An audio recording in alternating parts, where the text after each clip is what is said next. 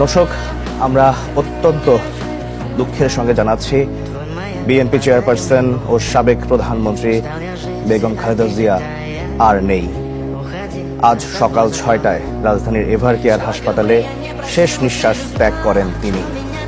গত রাতে তাকে দেখতে রাজধানীর এভারকেয়ার হাসপাতালে যান দলের ভারপ্রাপ্ত চেয়ারম্যান তারেক রহমান। এছাড়াও হাসপাতালে যান বিএনপি মহাসচিব মির্জা ফখরুল ইসলাম আলমগীর।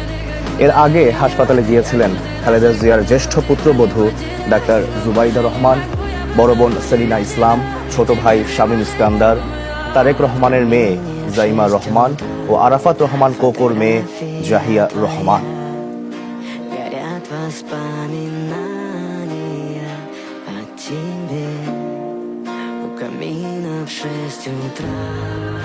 Разбитая душа, и все твои